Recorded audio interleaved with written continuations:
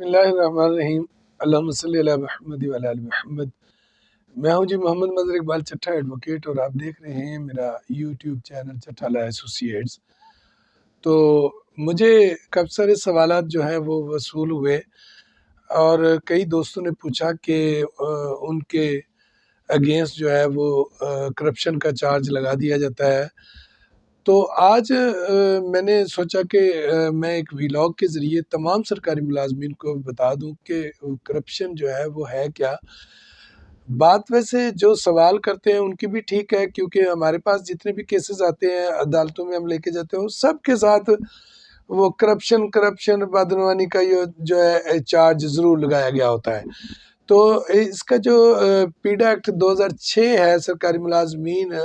کے متعلق، جو پنجاب کے سرکاری ملازمین ہیں ان کے لیے پیڈا ایکٹ 2006 ہے، اس میں جو اس کا سیکشن 2 ہے جو ڈیفینیشنز فراہم کرتا ہے، ہمیں جو ہے وضاحت فراہم کرتا ہے کہ مختلف جو اس میں ورڈز یوز ہوئے ہیں یا اس میں جو مختلف اصطلاحیں یوز ہوئی ہیں ان کا مطلب کیا ہے، ان کے مینز کیا ہے۔ تو اس میں کرپشن کا جو ہے وہ سیکشن 2 میں جو اس کا سب سیکشن جی ہے، اس میں اس کی وضاحت دی گئی ہے۔ تو اس میں کافی ساری اس کی جو ہے کافی سارے پوائنٹس بنا کر اس کی وضاحت کی گئی ہے، تو وہ میں آپ کے سامنے رکھ دیتا ہوں۔ تو اس کے بعد آپ اندازہ خود لگا لیں گے کہ یہ خام خواہ ہر جگہ پہ یہ بدعنوانی کا الزام جو ہے، یعنی یہ چارج نہیں لگایا جا سکتا۔ تو اس میں سب سے پہلے یہ ہے کہ یہ سب سیکشن جی جو ہے پیڈا ایکٹ کا، یہ کہتا ہے کہ قانونی معاوضے کے علاوہ، یعنی جو کوئی قانونی معاوضہ حاصل کرتا ہے، مثلا تنخواہ حاصل کرتا ہے یا کوئی اور کوئی ڈیوٹی، اضافی ڈیوٹی دیتا ہے، تو وہ اس کا کوئی معاوضہ حاصل کرتا ہے، اس کے علاوہ کسی بھی قسم کی تسکین جو اسے سکون دے،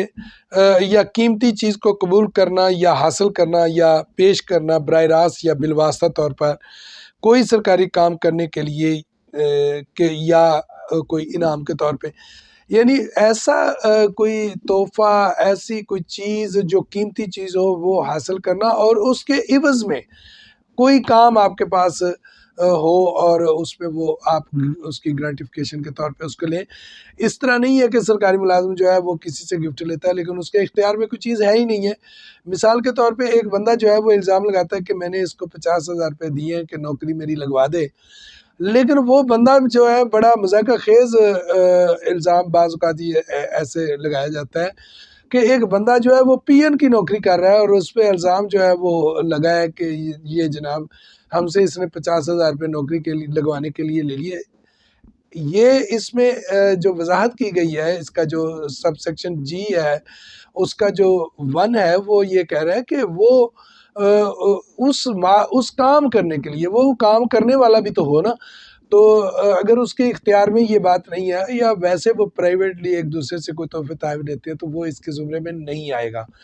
تو یہ ایک تو وضاحت جو ہے ہو گئی کہ اگر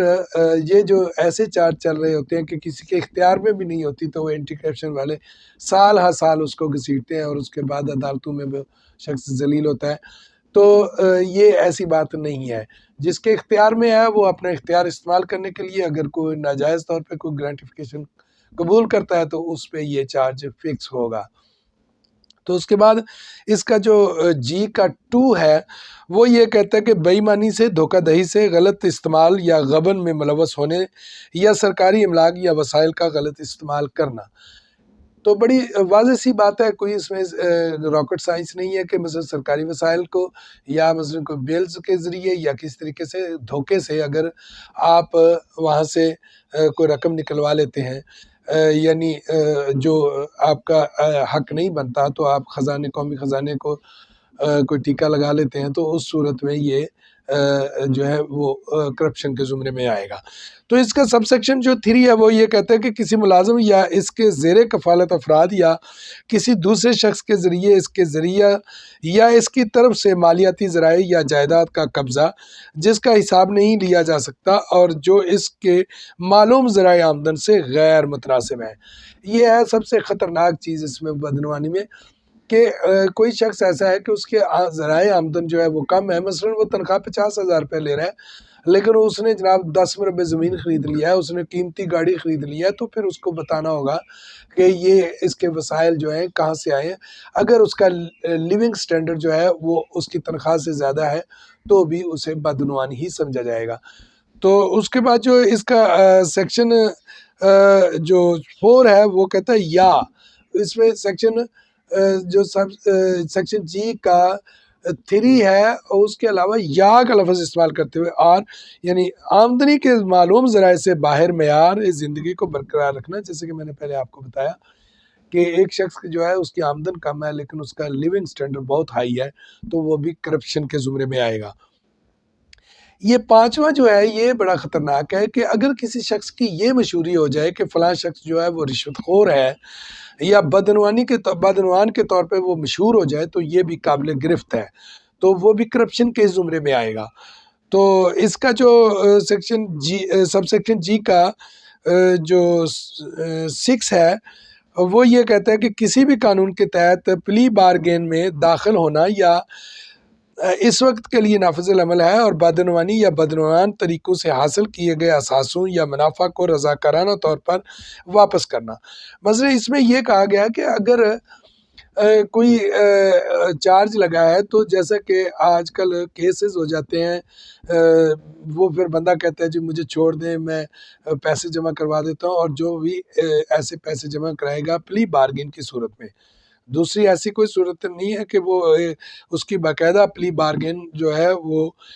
آن ریکارڈ ہو، تو اس میں اگر وہ پیسے جمع کرائے گا تو پھر وہ سمجھا جائے گا کہ وہ بدعنوان ہے، تو